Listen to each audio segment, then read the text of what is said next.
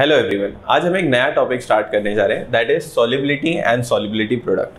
Ionic equilibrium का ये last topic है जिसे हम पढ़ते हैं। तो सबसे पहले इसे समझने के लिए आप टाइप्स ऑफ सॉल्ट को समझिए। टाइप्स ऑफ सॉल्ट की अगर हम बात करें तो देखिए हमारे पास दो तरह के सॉल्ट होते हैं। पहला जिसे हम कहते हैं इट इज हाईली सॉल्युबल,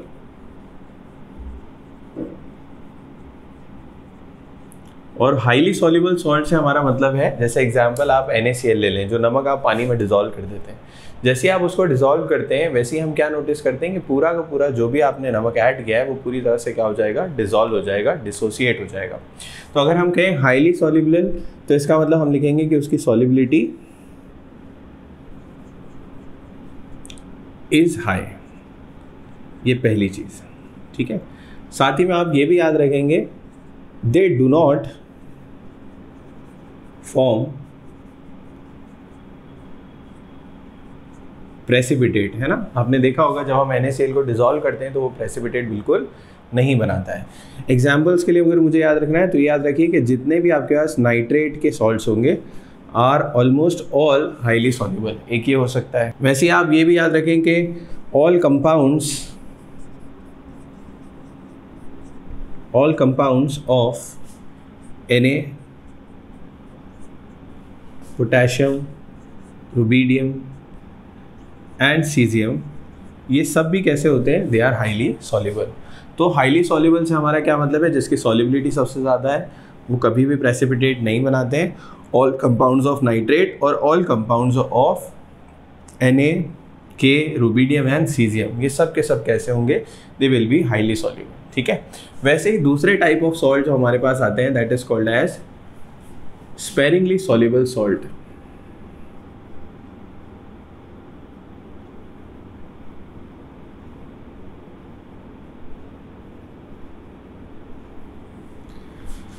और स्पेरिंगली सॉल्युबल से ही आपका मतलब समझ में आ जाएगा कि स्पेरिंगली इसका मतलब वो पूरी तरह से डिसॉल्व नहीं हो रहे। तो पहला पॉइंट आप याद रख सकते हैं, they are salt with negligible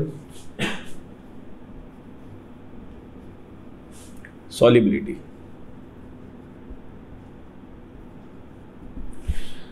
ठीक है, अब because they are negligible soluble तो इससे एक बात और आ जाती है, दे फॉर्म प्रेसिपिटेट। ये क्या बनाएंगे, प्रेसिपिटेट बनाएंगे। और तीसरा पॉइंट आप ये याद रख सकते हैं एग्जाम्पल के तौर पे, जैसे सॉल्ट जो AgCl होगा, AgBr होगा, AgI होगा, ये सारे के सारे ऐसे सॉल्ट होंगे जिसे हम क्या कहेंगे, निग्लिजिबली सॉल्युबल। ठीक है, तो हमारे पास दो तरह के सॉल्ट होते हैं, पहला जिसे हम कहते हैं हाईली सॉल्युबल और दूसरा जिसे हम कहते हैं इट इज स्पेरिंगली भी soluble salt. Sparingly soluble salt के अंदर मान लीजिए हम एग्जाम्पल ले लें एक AB सॉल्ट का। तो AB सॉल्ट जो इनिशियली कैसा होगा, सॉलिड होगा, वो डिसोसिएट हो जाएगा या वो कन्वर्ट हो जाएगा किसके अंदर, it will get converted into AB aqueous, जब हम उसे किसके अंदर मिक्स कर रहे हैं, पानी के अंदर। जैसे आप इसे मिक्स करते हैं, बिकॉज हम ये कह रहे हैं ये निग्लिजिबल सॉल्युबल है, इसका मतलब ये पूरी तरह से एक्वस में नहीं कंप्लीट होगा, बल्कि एक छोटा सा part of this whole solid किस में कन्वर्ट हो जाएगा, एक्वस में। फर्दर ये जो एक्वस वाला हिस्सा है ये आगे जाके अपने आप को डिसोसिएट कर लेगा और A+ एक्वस और क्या बना लेगा, ये बना लेगा B- एक्वस।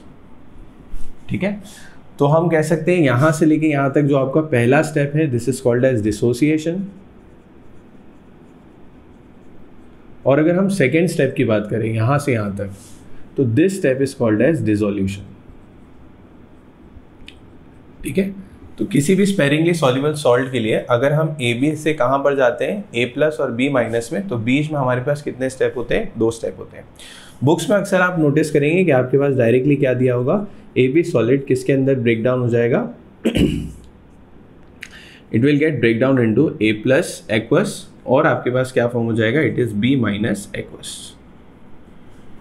ठीक है, बिकॉज हम चैप्टर कौन सा पढ़ रहे हैं, आयनिक इक्विलिब्रियम। तो आप देख सकते हैं यहाँ पर एक इक्विलिब्रियम अचीव होगा किसके बीच में, डिसोसिएटेड एनायंस के अंदर और कैटायंस या डिसोसिएटेड आयंस के बीच में और अनडिसोसिएटेड पार्ट के अंदर। इस पर्टिकुलर इक्वेशन के लिए अगर हम K को डिफाइन करें तो हम लिख सकते हैं K is equal to concentration of product upon it is concentration of reactant. Now reactant का जो हिस्सा है बिकॉज इट इज़ सॉलिड और वो बहुत कम पार्ट जो है उसका क्या हो रहा है, डिसोसिएट हो रहा है, तो हम ये कह सकते हैं कि ऑलमोस्ट क्या होगा, कांस्टेंट होगा। तो हम लिख सकते हैं कि concentration of A B is almost equal to what, it is equal to a new constant जिसे हम के डैश लिख देते हैं। अगर इस के डैश को हम यहाँ शिफ्ट कर देंगे तो नेक्स्ट लाइन में आपके पास आ जाएगा K into K dash is equal to concentration of A plus into it is concentration of B minus. अगर हम इन दोनों वैल्यूज़ को मल्टीप्लाई कर लेते हैं तो आपके पास एक नया कांस्टेंट आ जाता है and that constant is called as solubility product which is equal to concentration of A plus और क्या हो जाएगा, बी माइनस हो जाएगा।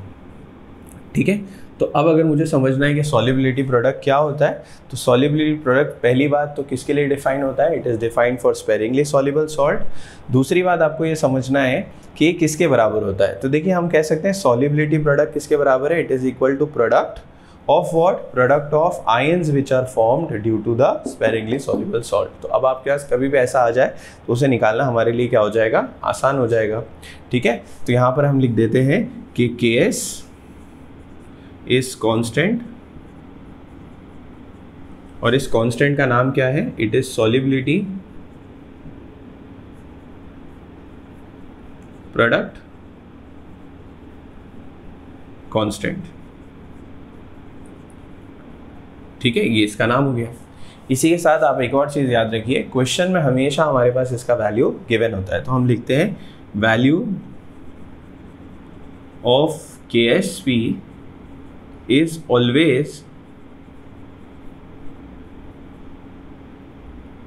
always given in the questions। ठीक है, तो ये दो पॉइंट आपको याद रखना है, किसके लिए डिफाइंड है आपको याद रखना है। ठीक है, इसी से अब हम अपने नेक्स्ट टॉपिक की तरफ चलते हैं, that is what is the meaning of solubility. तो अगर हम सॉल्युबिलिटी को डिफाइन कर लें,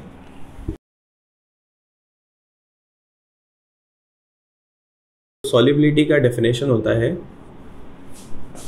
it is defined as maximum solute dissolve in 100 grams of water to form a saturated solution।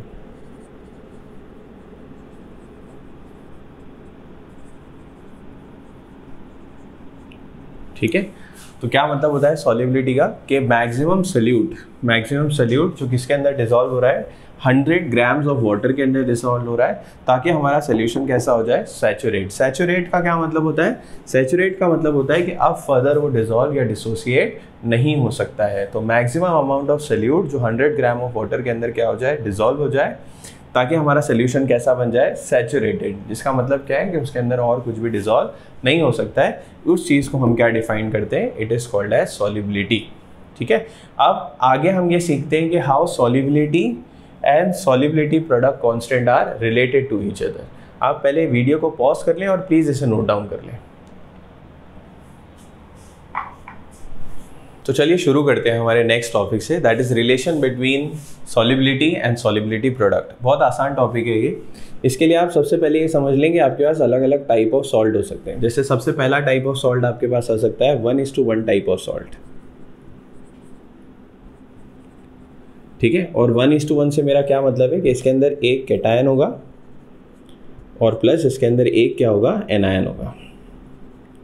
ठीक है, तो अगर आपके पास क्वेश्चन में एक कैटायन और एक एनायन वाला कोई भी सॉल्ट दिया हो तो उसके लिए हम लिख सकते हैं, मान लीजिए ये AB था विच इज सॉलिड, और ये किसके अंदर डिसोसिएट हो जाएगा, it will gate dissociate into A plus aqueous, और यहाँ पर क्या हो जाएगा, it is B minus aqueous. ठीक है, अब बिकॉज हम सॉल्ट की बात कर रहे हैं इसलिए याद रखिएगा कि इसकी जो सॉल्युबिलिटी है उसको हमने किससे डिफाइन किया, S से। और अगर हम लोग बात करें कि 100% वो क्या हो रहा है, डिसोसिएट हो रहा है, तो इसकी सॉल्युबिलिटीज़ क्या हो जाएंगी, S और S हो जाएगी। अब अगर मैं डिफाइन करता हूँ KSP, तो KSP क्या होता है, अभी मैंने आपको बताया कि किसी भी सॉल्ट के लिए KSP किसके बराबर होता है, प्रोडक्ट ऑफ आयंस के कंसंट्रेशन के। बट यहाँ पर कंसंट्रेशन नहीं होगा, बल्कि क्या होगा, सॉलिबिलिटीज़ होंगी। ठीक है, तो अगर हम यहाँ पर लिख दें तो ये बराबर हो जाएगा किसके, S इंटू एस के। अगर आपने इसको मल्टीप्लाई कर दिया तो ये वैल्यू हो गया S स्क्वायर। तो हम लोग लिख सकते हैं कि KSP जो है वो किसके बराबर आ रहा है, S स्क्वायर के। एंड देयरफॉर S का जो वैल्यू है वो हो जाएगा स्क्वायर रूट ऑफ KSP। ठीक है, तो ये सिंपल तरीका है जिससे हम किसको फाइंड कर सकते हैं, सॉलिबिलिटी को फाइंड कर सकते हैं। और ये कौन से टाइप ऑफ सॉल्ट था, 1:1 का। दूसरा हम लोग ऐसा ले सकते हैं जिसके अंदर आपके पास सॉल्ट दिया हो 1:2, या आपके पास सॉल्ट कौन सा आ जाए, 2:1 टाइप।